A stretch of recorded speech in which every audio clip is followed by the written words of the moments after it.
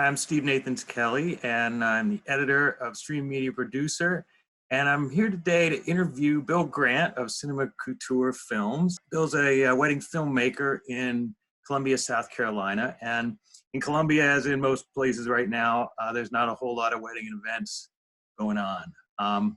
And so Bill's been doing a really interesting thing recently. Bill's a musician, and he's actually been spending a lot of time getting together virtually with former bandmates and other musicians and producing these kind of mosaic music videos that you've probably been seeing on Facebook and YouTube. And so we thought we'd talk a little bit about how they're doing it.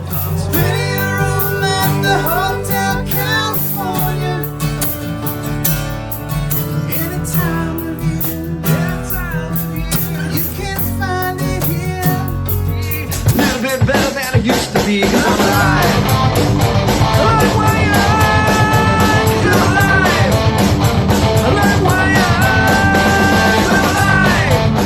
You know, I was actually trying to figure out, is there a term people are using for this, like mosaic music video or something like that? Have you? You know, I don't know. I've been calling it quarantine covers. Quarantine covers, I like it. Yeah, that's just been my name for it, and it all started with Adam Forgione shared a piano intro battle that he was having with a friend. So he played the intro to Tiny Dancer and challenged his friend to play the intro to Tiny Dancer. And so I played the intro to Faithfully and challenged my friend to play the intro to Faithfully. And then some old bandmates, they emailed me, he's like, dude, we should totally just do this song. And I was like, yeah, cool, let's do that. And everybody on the post for the intro was like, hey, play the whole song, play the whole song. And so I was like, you know, we tried to do it on a Google Hangout first. So like I got 2 or 3 of us on a Google Hangout and tried to play all at the same time. And the lag was too bad and we couldn't keep up the beat and everything. So I was like, you know, let's figure out how to have me play a guide track and then everybody play along to me. And then, so that's what we ended up doing. And I basically, from the beginning, I was like, I don't want to use mics, you know, because I've got lots of mics here and, you know, like I don't want to use lighting and mics and different things because I'm not sure who of my friends have that stuff. Yeah. And I don't want it to be, I don't want to exclude anybody because they don't have the right recording equipment, you know? So I was like, I don't want to mess with preamps and mixers and the right gear. I just want to just have fun. And so I was like, you know, you got a phone, just do it on the phone. We'll figure it out. And we did Faithfully as kind of a test.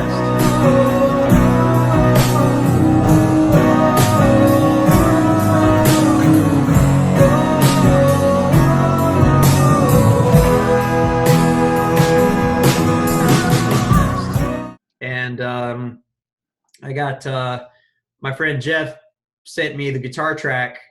Jeff and I used to be in a band together a long time ago. Jeff sent me the guitar track, and so I synced up the guitar track like right at the place, and I was like, hey, that's pretty cool. And then I sent it to Dave, my friend David, who's a drummer, and I was like, hey man, you know, we're gonna do this with the piano and guitar. Can you lay drums on it? He's like, yeah. And so he just kind of listened to it, laid drums on it, and that's kind of how we got it started. And we were like, well, cool, let's do another one, you know. And so my friend Matt, he just recorded Hotel California like all the way through, and like Jeff knows the solo to Hotel California, so like I played, you know, piano behind it, sang backup vocals. He sang the lead vocals, did guitar, and you know, we just kind of took it from there. And then another friend of mine saw that we had posted Hotel California. He's like, hey, we should do a metal song. I'm like, definitely. And so I was like, well, what should we do? And he's like, well, we only got one guitar player, so let's do Motley Crue. I was like, all right, cool. And so he literally just recorded the guide track to Livewire with a click. And then my friend Marty took that and recorded drums to it.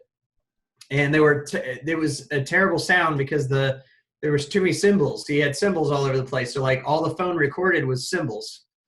And so we were like, well, take the cymbals off the drum kit and let's do it again. And so, you know, that's been the fun of it, is like seeing how far can we push it, how elaborate can we get, what kind of sound can we get from phones. I'm actually using a GoPro Hero 8, but like everybody else is using phones and GoPros and whatever.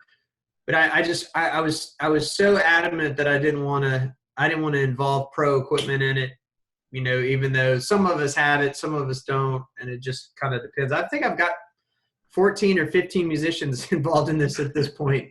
So it's just fun. It's just something to do, something to put my mind into, you know, while everything else is on hold, you know? Yeah. I mean, so when you did Hotel California, that had 8 parts, right? Yeah.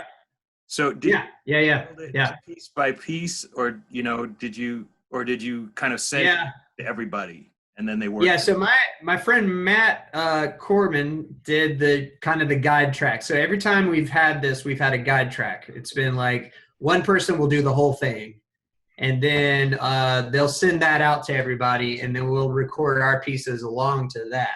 And usually that's with a click, so that we can keep the tempo right. And Matt didn't use a click. That's just, you know, he's just that guy. He didn't use a click, so he just played the song, and everybody recorded to Matt's song, and then they all sent me their individual pieces and parts. So like nobody had heard anything at all but Matt's guitar part.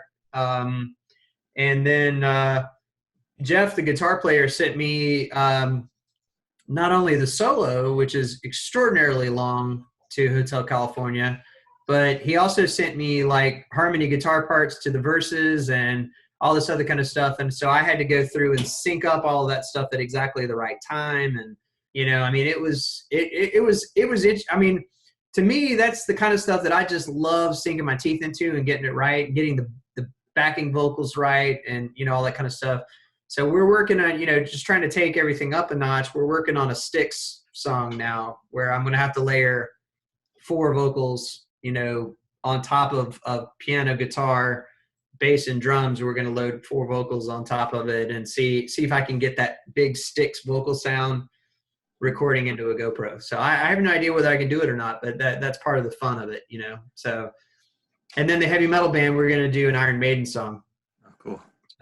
Not really sure which, but I think we're going to do the Trooper next. And just to see if we can get it recorded. That would be 2 guitars. So it'd be 2 guitars and bass.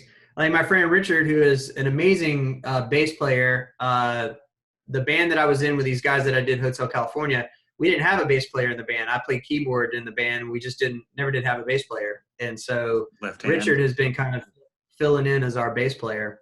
And it's been awesome having him involved in it. And then my friend Justin, who lives in Savannah, saw another one that I did. And he said, hey, we should do Drift Away, you know, which was his favorite song. So he just sent me a guide track to Drift Away. I added keyboards and backing vocals to it. You know, sent it to Dave and Richard. We did drums and bass, you know, on it. And that's been how it's been going. It's just real organic, you know, real like, hey, we should do this. Or like another friend emails me and, hey, why don't we do this thing? And then we've been just sort of like, it's been a much bigger musical community than I've ever had, which is fascinating, you know, and just to see that the friends of mine that I know that love this stuff come out of the woodwork and just want to play. It's funny how that works. And it could be anybody, really. I mean, it could be anybody anywhere.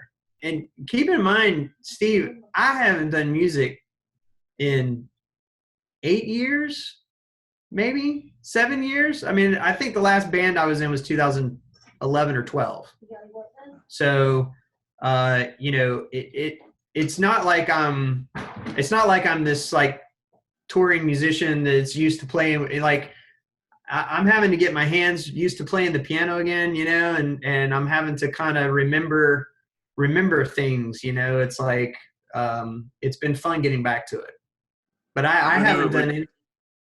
Who knew it would take having at least 6 feet from any other musician to get you working? That's right. Well, you know, what's funny is one of the big reasons why I haven't played in the last little while is because of how busy I've been with my company, but also how busy everybody else is. And so all the musicians that I know are either not playing because they're too busy with their work, or they're playing so much that they don't have time for anything else.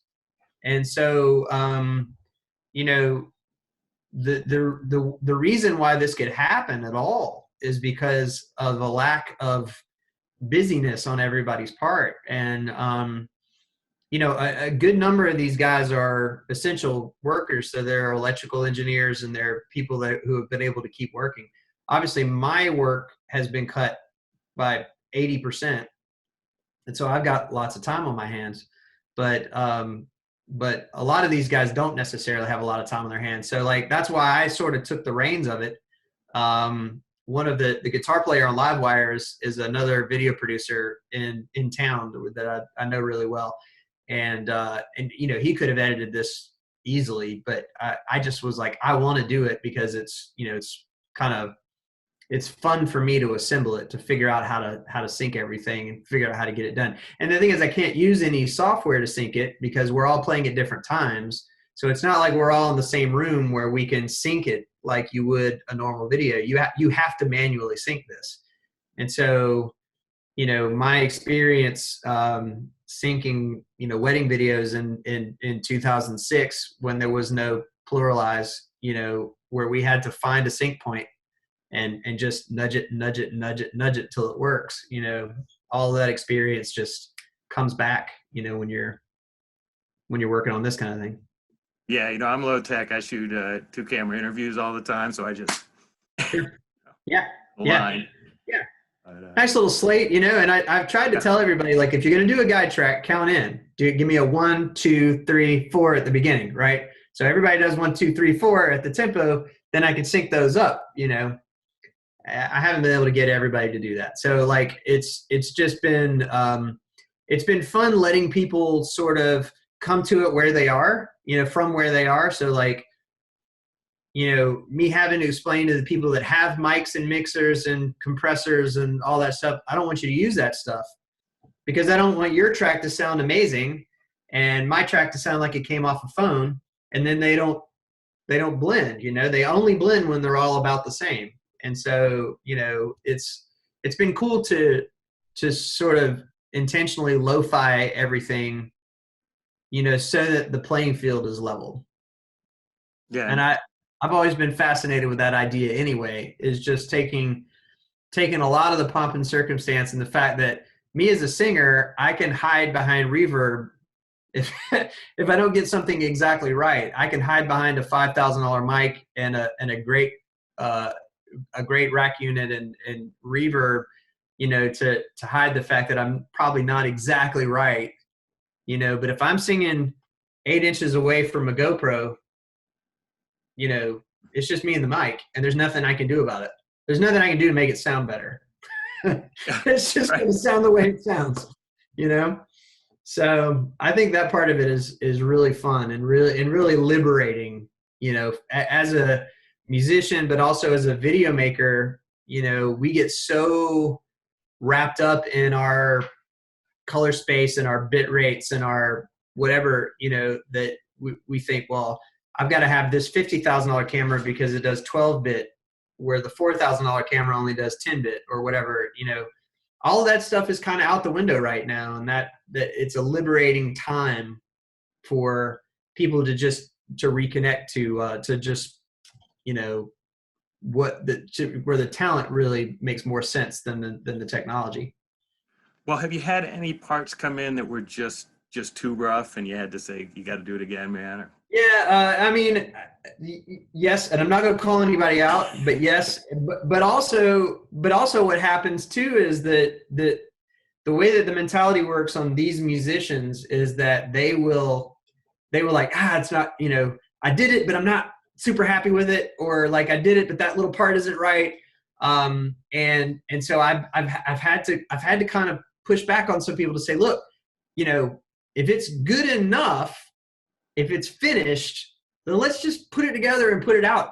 You have to remember, when you're playing live, when you're a live band and you're playing to a group, part of the fun of that is that it's not perfect. Part of the fun of that is that there's little things that maybe don't match up or, you know, aren't exactly right, and they're not tangible. It's not something that you can really put your hands on.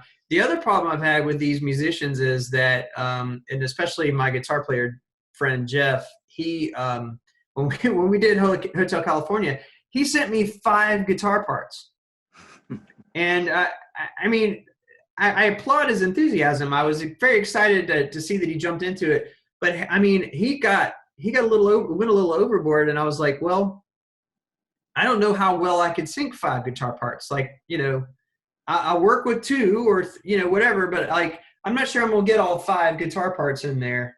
And sometimes you just have to, you know, err on the side of simplicity is better. Right, so can we have a look at one of your timelines and see what? Yeah. So how do I share my screen on Zoom? I've never done it. Hold on. Yeah. All right. So here's the this is the timeline for Livewire. So I have so my friend Wade, there's Wade Sellers. He actually synced the guitar and vocals first. So that was a big help for me because the guitar and drums. So that was a huge help for me because I had never synced that many drums before. And he just kind of took it and synced it for me. And then I added in my vocal line and the bass line from there. And that's just me singing into my GoPro with headphones on. But you can kind of see, I mean, like there's a little piece right here where I didn't feel like I really hit the pitch. And so I re-recorded I punched in that little space. But you can look here, this is the timeline for the entire project. So here's Faithfully, the first one I did. And then here's, and I did that one on the piano. I recognized that the piano was way too loud. So like I couldn't use piano on it because piano is going to overload everything. So I came back into my office and I'm using the keyboard in my office. So this is Easy. And then here's Justin and me doing Drift Away. So Justin is actually in Savannah. And he's a graphic designer, great graphic designer. And I never even knew he was a guitar player. And he commented on Easy when I put it up, and I was like, hey, let's collaborate on something. So he sent me this guide track, and I just kind of came in and did put backing vocals and keyboard onto it. So here's the behemoth that's Hotel California. So if you look here, I mean, here's all our video tracks. I mean, you know, so Jeff has guitar 1 here, guitar 2, that's the harmony. And then I've got piano, and there's Matt with the lead track. So we just laid his lead track first and then synced everybody to that. But man, 6 minutes was a long time. It's 6 minutes and 8 parts. I mean, it was like, and then Jeff, when he sent me the solo, the way that we sync the solos, if you look in his track right here, he's mouthing the words. So him mouthing the words is how he wanted me to sync the solo. So he wanted me to get it in line based on him saying the lyrics that Matt was singing, you know. So it's just funny, you know, the way that all of us think about this. Obviously, none of them being video producers, they don't really understand that what I want a sync point at the beginning so we can sync it all together and then everything's, you know, but that's not how everybody's thinking about it. So I just kind of roll with whatever works for them. Right. And here you don't realize what you're looking for is a visual that's actually in the waveform. Yeah, exactly. But that's it. And I'll tell you what else, Steve. I don't edit anymore. So my whole staff is editors. So I don't edit. And so this is probably the first time I've opened Premiere in a year, maybe. So, you know, for me to be able to kind of come in here, and I've got to learn tools. I've got, you know, I had to figure out how do you split the video on one track and the audio on one track, and how do you get everything synced up? And I mean, this has all just been a learning curve for me because I'm not a skilled Premiere editor. You know, it's just something that I've had to do because of this. And obviously I'm not adding graphics or I'm not doing anything fancy with it. You know, all I'm doing is syncing the tracks. And, you know, I had talked to my musician friends about this, about the audio. part of it, because that's their biggest problem. Is they're like, well, how, the audio is like, how are we going to do that? And I was like, let me make sure you understand that I've got to deal with video situations that I would never tolerate, like vertical tracks, strong backlights, all of this stuff where like a lot of these phones are doing very low resolution, or like Jeff has got this strong backlight here, so he's going real dark. All that stuff is like, I have to just give it up. I'm not worried about it. I don't want to think about it. I just want to focus on the fact that we're all together, we're all playing, we're having fun with it, and it doesn't matter what it looks like. So y'all can't be all upset about what it sounds like. So we just have to get it sounding like it came off a phone. We're all playing together. Of course, looking at that that concert that went out, I think it was Sunday. Today's Monday, right? Yeah. So Saturday, the big concert that went out Saturday, where all the musicians were playing together. And I think that was on a Zoom call. But I was like, well, that's what we sound like. So I'm okay. Like, if Alicia Keys can do that, then, and she's about the pinnacle of musicianship as far as pop musicians go. I feel like we're pretty safe in just recording on a phone and letting it go like that, So I've been very happy with how everything has sounded so far. And really it's been just mainly cleaning up volume, just making sure everybody can be heard, and that one's not louder than the other and all that stuff, and just balancing everything. But yeah, it's been a very easy process. And what I'm trying to do is frankly, we're just making it more complicated every time, just to see if we can do it. And that's why I'm excited about doing the Iron Maiden song with the band, with the heavy metal band, because we're all very excited about doing an Iron Maiden song. And the amazing thing about this is that I don't perceive there's any audience. I just perceive that we're doing this for us. I'm doing this because I can do any song I want, because I don't care whether anybody likes it or not. That's not normally how it works.